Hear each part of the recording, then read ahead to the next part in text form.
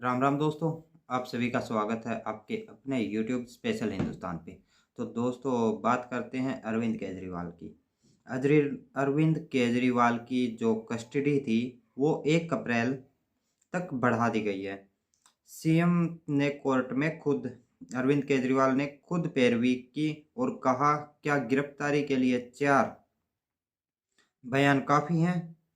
जो आज ईडी ने कोर्ट से केजरीवाल की 7 दिन की कस्टडी की मांग की थी।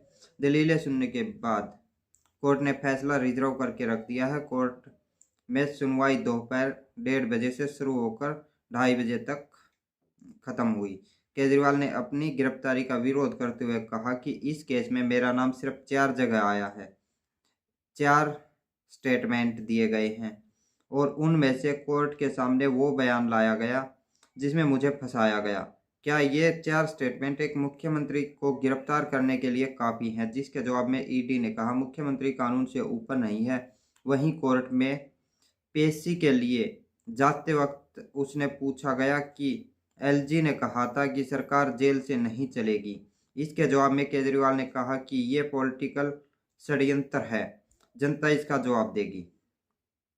और इसी के खिलाफ एक जनहित याचिका भी लगाई गई थी। उस याचिका के अंदर भी कोर्ट ने उस याचिका को खारिज करके और इसका निर्णय राज्यपाल पे और उस पे छोड़ दिया है, राष्ट्रपति पे। तो उससे भी कोर्ट से केजरीवाल को काफ़ी राहत मिली है। तो ये थी दोस्तों हरियाणा के बीजेपी मंत्री समाजसेवी का गुलदस्ता ठुकराया। हिसार में गुस्से में बोले तुम्हारा दिमाग खराब है, तुम एंटी हो, जो करना है कर लेना। तो आप देख ही रहे हैं जो बीजेपी के मंत्री हैं उनका स्वभाव किस तरह से है एक समाज सेवी के खिलाफ। तो आप उसके आधार पर एक छोटी सी चर्चा कर सकते हैं और उस चीज़ को समझ सकते हो कि इनका प्रभाव इस तरह से है तो क्यों है। हरियाणा के स्वास्थ्य मंत्री डॉक्टर कमल गुप्ता की एक वीडियो वायरल हो रही है। वीडियो में हिसार के एक समाज सेवी मंत्री को गुलदस्ता भेंट कर रहे थे। कमल गुप्ता गुलदस्ता लेने से मना कर देते हुए कहते हैं सुनाई दे रहे हैं कि आप लोगों का दिमाग खराब है, तुम एंटी हो। बात यही खत्म नहीं हुई। मंत्री इसके बाद अपनी गाड़ी का शीशा उतारते हैं और फिर कहते हैं कि जो करना है वो आप कर लेना। वायरल वीडियो स्वास्थ्य मंत्री के गृह सिटी हिसार का है। डॉक्टर कमल गुप्ता बीते रविवार को हिसार भाजपा कार्यालय में पहुंचे। यहाँ अन्य लोगों की तरह समाज सेवी योगराज शर्मा भी गुलदस्ता लेकर मंत्री के सम्मान समारोह में पहुंचे। तो मंत्री के सम्मान समारोह में तो समाज सेवी पहुंच गए, वहां पे उनका गुलदस्ता स्वीकार नहीं किया गया और उल्टा वो अपने पद की धौंस जमाते हुए कहते हुए सुनाई दे रहे हैं वीडियो में कि जो करना है कर लेना।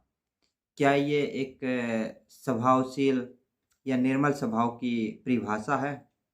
अगर है तो आप सोच सकते हैं इन मंत्रियों के बारे में जो आपके ही वोटों से इस पद तक पहुंचते हैं और फिर आप जैसे ही समाज सेवियों के मुंह पर तमाचा मार देते हैं। ये मैं सिर्फ भाजपा के मंत्री के लिए बात नहीं कर रहा हूँ, हर तरह के मंत्री के लिए बात कर रहा हूँ, हर राज्य के, हर सरकार के और जितनी पार्टियां हैं सबके बारे में बात कर रहा हूँ। सबकी हालात यही होती हैं, वो तब वोट की ज़रूरत होती है, उस टाइम पे लोगों के पाँव में हो।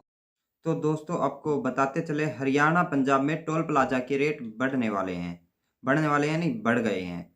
केंद्र की एनएचएआई को मंजूरी, 5 से 25 रुपए की बढ़ोतरी, नए दाम 1 अप्रैल से लागू हो जाएंगे। आपको बताते चले देश में एक बार फिर वाहन धारकों की जेब ढीली होने वाली है। सरकार ने ऐलान किया कि 1 अप्रैल से हाईवे पर टोल महंगा किया जाएगा, जिसके लिए राष्ट्रीय राज्यमार्ग प्राधिकरण को केंद्र ने मंजूरी दे दी है। आप सबको बताते चले ये ना पहले 5 से 7 साल में एक बार ये दरें बढ़ती थी। जब से भाजपा सरकार आई है तब से ये हर साल लगातार बढ़ोतरी होती जा रही है। इन बढ़ोतरी में आपको हरियाणा के 2 टोलों के बारे में बताता चलूँ। हरियाणा के सोनीपत के जरोठी टोल के ऊपर पहले कार व हल्के वाहनों का 75 रुपये टोल लगता था। अब वहां पे 1 अप्रैल से 80 रुपये टोल शुरू हो जाएगा। दूसरी तरफ बस, ट्रक, हैवी वाहनों का 260 रुपये टोल लगता था, अब वहाँ पे 270 रुपये टोल हो जाएगा। अच्छा, तो अब दूसरा आपको रोहतक के मकड़ोली टोल की बात करें। कार व हल्के वाहन 80 रुपये टोल लगता था, अब वहाँ पे 85 रुपये टोल हो जाएगा। ट्रक और बस पे 280 रुपये टोल लगता था, अब वहाँ पे 285 रुपये टोल हो जाएगा 1 अप्रैल से।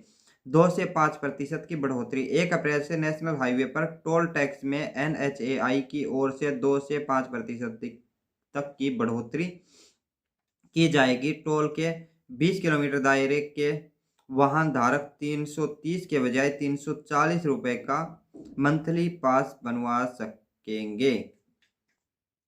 करनाल में बास्ताड़ा, पानीपत शहर व डाहर टोल, जींद में खटकड़, बड़ोदरा टोल पर भी टैक्स बढ़ेगा। हर साल होती है टोल की समीक्षा। दरअसल हर साल टोल की समीक्षा की जाती है। 1 अप्रैल से नए रेट लागू किए जाते हैं। आप सबको बताया भी था मैंने पहले भी, ये पहले 5 से 7 साल के अंदर बढ़ोतरी होती थी जो टोल प्लाजा थी उनकी, बट अब हर साल बढ़ोतरी हो रही है। हर साल समीक्षा हो रही है तो बढ़ोतरी हो रही है। तो दोस्तों ये थी। तो दोस्तों IPL 2024 में राजस्थान की लगातार दूसरी जीत हो गई है, दिल्ली को 12 रन से हराकर। तो दोस्तों राजस्थान रॉयल्स ने इंडियन प्रीमियम लीग IPL में 2024 में लगातार दूसरी जीत हासिल की। टीम ने मौजूदा सीजन के 9वें मैच में दिल्ली कैपिटल DC को 12 रन से हरा दिया है। जयपुर के सवाई मानसिंह स्टेडियम में दिल्ली ने टॉस जीतकर गेंदबाजी करने का फैसला लिया। राजस्थान ने पहले बैटिंग करते हुए 20 ओवर में 5 विकेट पर 185 रन बनाए। जवाब में दिल्ली 20 ओवर में 5 विकेट पर 173 रन ही बना सकी। इस तरह से 12 रन से राजस्थान रॉयल्स ने जीत हासिल की। विदेश की।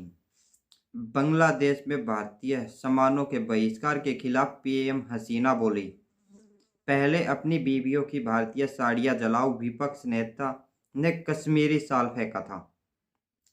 बांग्लादेश में विपक्षी पार्टियों के कथित इंडिया आउट कैंपेन को लेकर वहां की प्रधानमंत्री शेख हसीना ने चुप्पी तोड़ी।